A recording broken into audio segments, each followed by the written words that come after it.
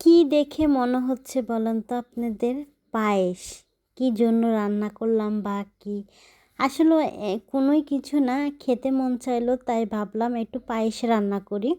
তাই রান্না করে ফেললাম খিরসা পায়েস। এগুলো, এই খিরসা পায়েসটা আমি রান্না করলাম 3 কেজি দুধ দিয়ে, সাথে কিশমিশ সব জিনিস আইটেম দিয়ে রান্না করে ফেললাম।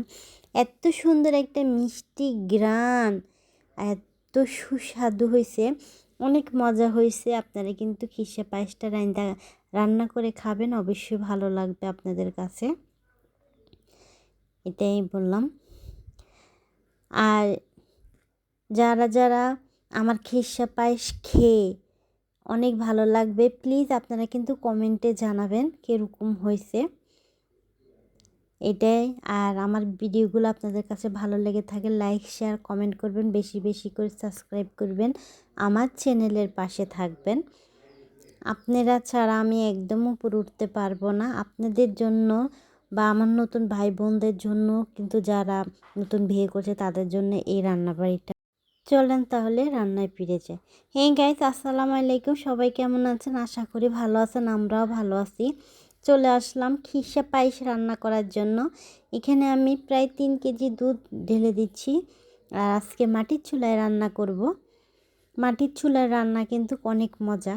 দিয়ে দিলাম আমি কিন্তু 3 লিটার দুধ, এখানে একটু পানি দিই নাই। আর এখন দিয়ে দিলাম লবণ, লবণ দিয়ে দিলাম। আপনারা কে কীরকম রান্না করেন আমি অবশ্যই জানি না। আর এখানে আমি পোলাও চালটা ধুয়ে নিছি, আর দিয়ে দিলাম দারচিনি, এলাচি, লবঙ্গ, তেজপাতা। এখানে আমি প্রায় আধা পটের মতো পোলাও চাল নিছি, এই যে বসিয়ে দিলাম, দেখেন। আর আমার চুলায় তো মাশাআল্লাহ অনেক আগুন জ্বলে, আপনারা জানেনই। মাটির চুলার রান্না কিন্তু অনেক মজা। দিয়ে দিব এখন চালগুলা, চাউলটি দিয়ে একটু লাড়াচাড়া দিয়ে দিলাম। দেখতে পারতেছেন আমার এখনো বলক উঠে নাই। আর বাড়ির বউরা কিন্তু এতটাও খারাপ না, সবাই কিন্তু অনেক ভালো। ভালো খারাপটাকে ভালো করে নিতেও সময় লাগে না, আর ভালোটাকে খারাপ বানাতেও সময় লাগে না। এই সাইডে আমার কথা বলতে বলতে বলক উঠে গেছে পায়েসের, দেখেন কি সুন্দর, কি সুন্দর মিষ্টি গ্রান। এখনও সিদ্ধ হয় নাই, আর একটু সিদ্ধ হবে। বাড়ির বউ যখন আলাদা সংসার পাততে যায় বা খেতে যায়, তখন মা বোনেরা বলেন বলে আমরা খাবো বলে আলাদা হচ্ছে, বেশি খাই বলে, বা আমরা মাকে বোনকে খাওয়াবে বলে। আর যখন শাশুড়ির মেয়ে যখন আলাদা হয়, তখন সবাই জিজ্ঞেস করলে বলে শাশুড়ি আর ননদের কারণে খেতে পারে না, অনেক জ্বালায়। এটাই বাস্তবতা, কিন্তু আপনারা কখনো এরকম ভাববেন না। আপনাদের মেয়ের যেরকম সুখ চান, এরকম ছেলের বউরও সুখ চাবেন, তাতে কোনো সমস্যা থাকবে না। তাই সবগুলোই কিন্তু প্রবলেম একদম সলভ হয়ে যাবে। আমার চাউলগুলো সিদ্ধ হয়ে গেছে, এখন আমি দিয়ে দিলাম চিনি দিয়ে একটু লাড়াচাড়া দিয়ে দিলাম। আর এখন কিশমিশটা দিয়ে দিলাম। পায়েসের মধ্যে কিশমিশ না দিলে মজা লাগে না, কিশমিশটা দিলে আসলে অনেক মজা লাগে। দেখেন আমার চাউলটা প্রায় সিদ্ধ হয়ে গেছে, দেখতেই পারতেছেন।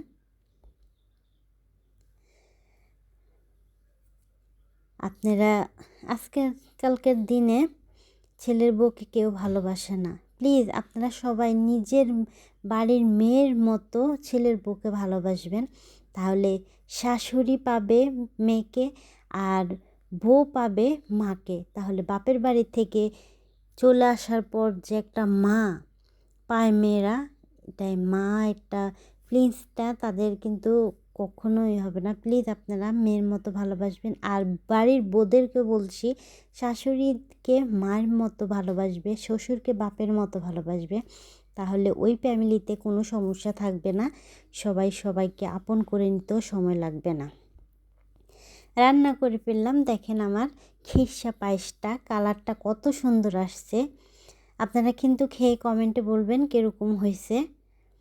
আর প্লিজ সবাই যারা এখনও আমার চ্যানেলটা সাবস্ক্রাইব করেন না, প্লিজ আমার চ্যানেলটা সাবস্ক্রাইব করে দেবেন। আর কিছুই নাই। আর ওই সাইডে তো আমার ছেলে খাওয়ার জন্য কি দুষ্টামি করতেছে, ও ভাবতাছে ওর জন্য আমি সুজি রান্না করছি। এখানেই ভিডিওটা শেষ করলাম। আল্লাহ হাফেজ, আবার দেখা হবে নেক্সট ভিডিওতে। আল্লাহ হাফেজ।